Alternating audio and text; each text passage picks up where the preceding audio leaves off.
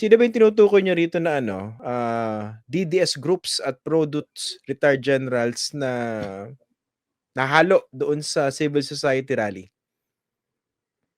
May mga retired generals po na pro-Duterte sila na very active na nananawagan sa mga PMA chat groups at meron na yan silang roster ng mga sasama doon po sa rally sa hapon ng January 31. At yun po yung at ang panawagan po nila ouster and impeachment ng administration. So pagka in-impeach si President Marcos, sino ho ba ang uupo? Di ba? Pag in-oust si President Marcos, sino ho ba ang uupo? Kaya masyadong maingay yung chatter, ika nga.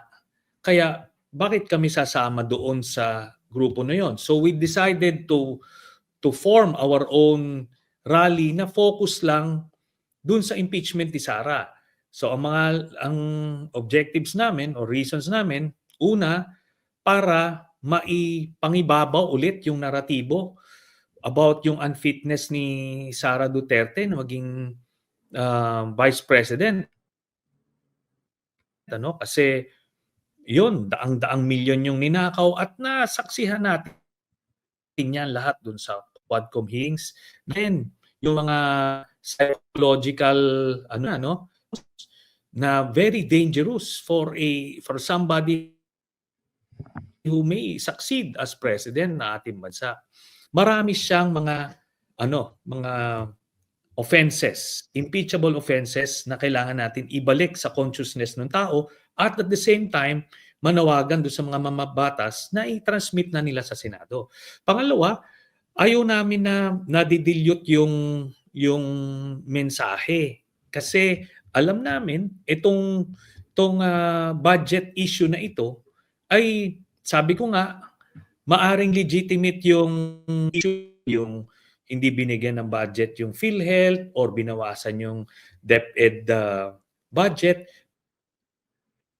Pero these are policy disagreements. Kumbaga ang kategorya niya na yon is policy disagreement. Hindi siya pwedeng itapat dun sa impeachable offenses ni Sara. Okay? Kasi we may disagree with that. Parang yung maharlik funds lang. So yun. Tapos pangatlo is alam namin na ginagamit itong issue na ito na sa panawagan ng ouster na. Ibang usapan yan. Hindi pwedeng sakyan yan kasi Sara ang iupo dyan. Ngayon, ang tinutulak ng mga retired generals doon sa mga chatter doon ay transition government na eventually si Digong na ilalagay nila. Sabi ko, hindi natin dapat i-tolerate siya. Okay. Isa-isahin po natin, no? Anong rally po yung tinutukoy nyo na na-infiltrate o nahaluan? Kasi meron pang 2 rallies bukod dun sa inyo.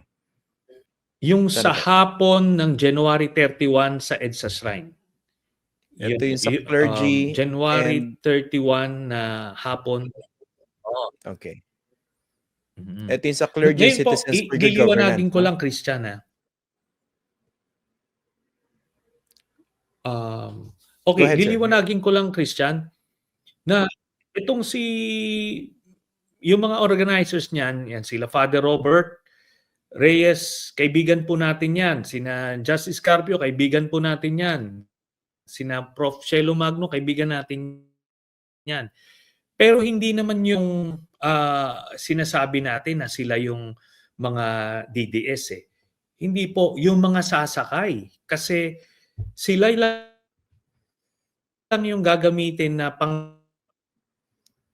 pang-sanitize nung kanilang nagiging instrumento lang, ginagamit lang itong mga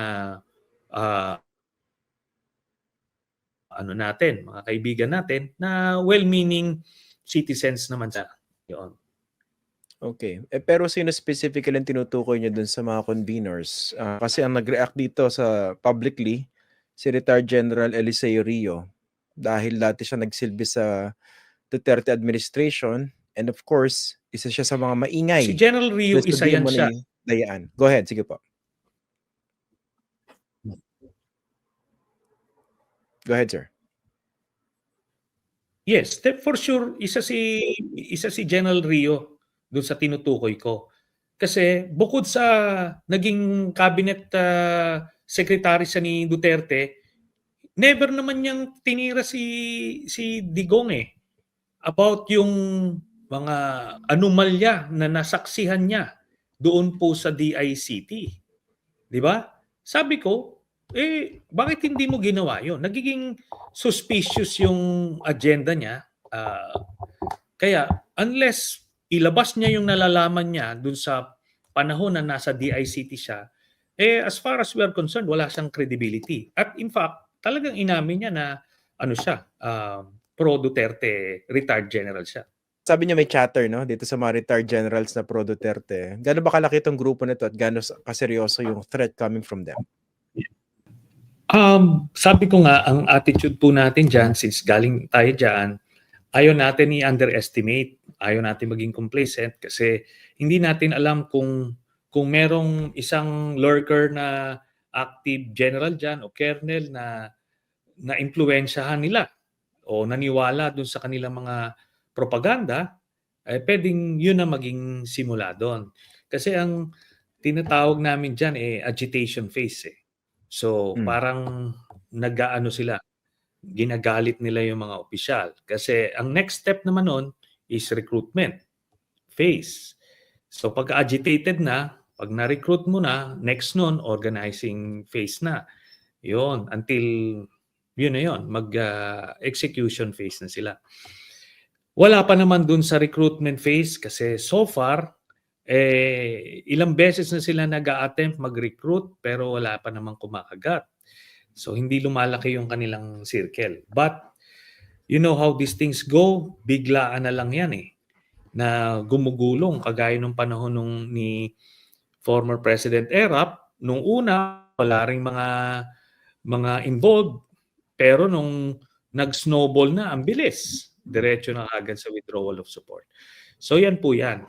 Ang bottom line po dito, ang nire-raise ko is merong mga ganyang pangyayari at sinasabi nila mismo, join sila dun sa hapon na rally at yun ang gagamitin nilang panawagan for an ouster.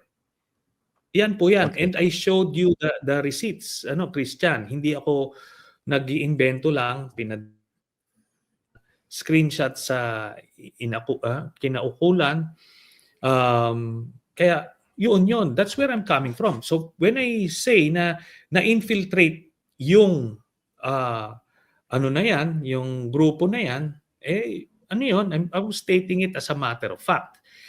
Pero sinasabi ko ulit, nililinaw ko, sila Justice Carpio, sila Prof. Shelo Magno, sila Father Robert Reyes, hindi naman sila yon.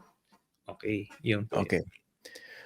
Tapos linawin din natin. Kasi dun sa pahayag ng Clergy and Citizens for Good Governance, halo-halo yung issues, no? Basically, good governance, anti-corruption, kasama rin yung pagpapanagot kay Sara Duterte.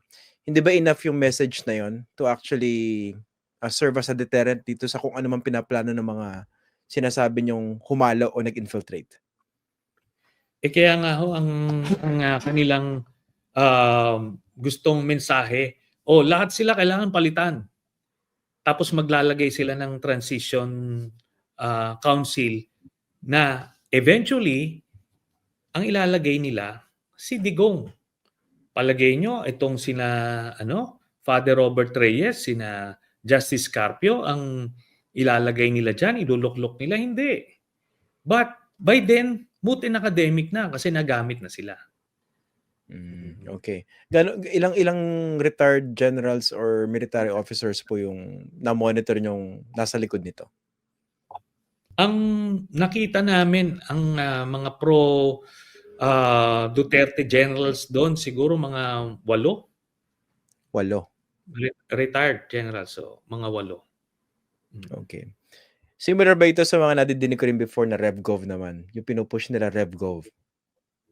Ganon, similar yon. Okay. So, kasi alam nila na para inclusive sila, lalabas nila issue for both camps, tapos to justify kung bakit tatanggalin lahat. Then may ipapasok sila, Council Kuno, pero eventually, ang iluluklok nila, si Digong. Ngayon, when that time comes, who will oppose that? Sina Father Robert? Sina Cielo Magno? Sila Justice Carpio? I don't think so. So, yan po yung ano doon.